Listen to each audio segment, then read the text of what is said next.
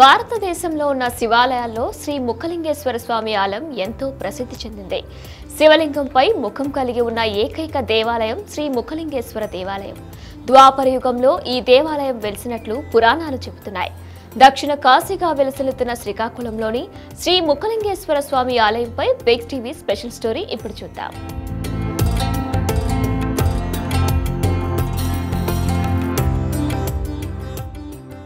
శ్రీముఖలింగం, దీనికి మరొక పేరు దక్షిణ కాశీ. కాశీకి వెళ్లలేని వారు శ్రీముఖలింగేశ్వరుణ్ణి దర్శించుకుంటే సకల పాపాలు పోతాయని భక్తుల ప్రగాఢ విశ్వాసం. పరమశివుడు లింగరూపదారునిగా కనిపించటం వల్లనే ముఖలింగేశ్వరుడిగా ప్రఖ్యాతి చెందాడని స్థలపురాణం చెప్తోంది. ఈ దేవాలయంలోని శివలింగాన్ని ఏ దిశ నుంచి చూసినా మనవైపే చూస్తున్నట్టుగా ఉంటుంది. ఈ దేవాలయ గోపురం చాలా ఎత్తులో ఉంటుంది. కాశీలో లింగం, గంగలో స్నానం, శ్రీశైలంలో శిబిరం, శ్రీముఖలింగంలో ముఖదర్శనం చేసుకుంటే మోక్షం సిద్ధిస్తుందని భక్తుల నమ్మకం.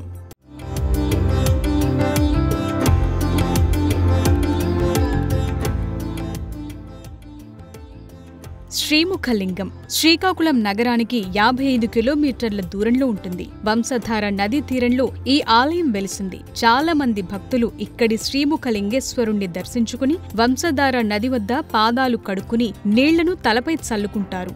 మహాశివరాత్రి పర్వదినాన శ్రీముఖలింగేశ్వరునికి పూజలు ఘనంగా చేస్తారు. ఆ క్రమంలో మహాశివరాత్రి ఉత్సవాలను 9 రోజులు, కార్తీక మాసం 30 రోజులు చాలా నిష్టగా స్వామివారిని ఆరాధిస్తారు. ముఖ్యంగా ఈ ఆలయానికి ఒడిశా, ఛత్తీస్గఢ్, జార్ఖండ్, వెస్ట్ బెంగాల్ నుండి వేలాది మంది భక్తులు తరలివస్తారు.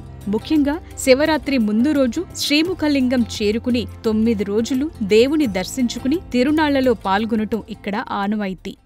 జీవితాంతంలో కనీసం ఒకసారైనా శ్రీ ముఖలింగేశ్వర క్షేత్రాన్ని దర్శించాలనే శాసనాల మీద కూడా రాయబడింది. అదేవిధంగా ఈ ముఖలింగ క్షేత్రంలో ప్రతి మాఘమాసం దగ్గర శివరాత్రి మహోత్సవం జరుగుతుంటాయి. ఈ సంవత్సరము అదేవిధంగా ఈ మాఘమాసంలో ఈ మహాశివరాత్రి మహోత్సవం జరుగుతున్నాయి. మొదటి దిన ముందర మహాశివరాత్రి జాగరం, రాత్రి లింగోద్భవం కార్యక్రమాలు అతి వైభవంగా జరుగుతాయి. రెండవ దిన ముందున పడియా అంటే అమ్మవారి పూజలు, కుంకుమార్చనలు జరుగుతుంటాయి. మూడవ దినముందని ఇక్కడ అంటే వంశధార నదిలో పితృతర్పణములు జరుగుతూ ఉంటాయి. చక్రేశ్వర మహాస్నానము అతి వైభవంగా జరుగుతుంది. కొన్ని లక్షల మందితో ఈ చక్రేశ్వరము మహావైభవంతో ఈ స్వామివారికి ఇంచుమించు 2 కిలోమీటర్ల దూరంలో స్వామివారిని ఉత్సవిగ్రహాలు నందిభవనం అలంకరించి తీసుకువెళ్ళి వంశధార నదిలో అయ్యగారి స్నానం చేస్తారు. ఈ స్నానానికి లక్షాది ప్రజలు కూడా వచ్చి ముక్తిని పొందుతారని శాస్త్రాలు కూడా చెప్తున్నాయి.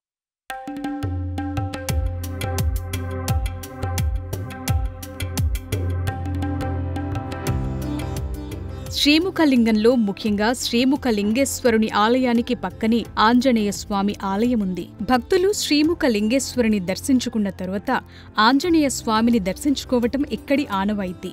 శ్రీముఖలింగేశ్వరంలో 3 చోట్ల ముక్కోణపు ఆకారంలో 3 ఆలయాలున్నాయి. వాటిలో ప్రధాన ఆలయం మధుకేశ్వర ఆలయం. ప్రస్తుతం ఆర్కియాలజీ డిపార్ట్మెంట్ వారు మధుకేశ్వర ఆలయం చుట్టూ సుందరమైన క్యూ కాంప్లెక్స్, పచ్చని మొక్కలతో సుందరమైన పార్క్ ఏర్పాటు చేస్తున్నారు. దీనికి అభిముఖంగా కొంత దూరంలో భీమేశ్వర ఆలయం ఉంది. ఈ 2 ఆలయాలకు కాస్త దూరంగా ఊరి ప్రథమార్థంలో అధునాతన వాస్తు పద్ధతిలో అద్భుత నిర్మాణ శైలిలో సోమేశ్వరాలయం భక్తులకు ఆహ్వానం పలుకుతున్నట్టుగా ఉంటుంది. ఈ ఆలయంలో ప్రతిష్ఠితమైన లింగాన్ని శ్రీముఖలింగేశ్వరుడు అంటారు.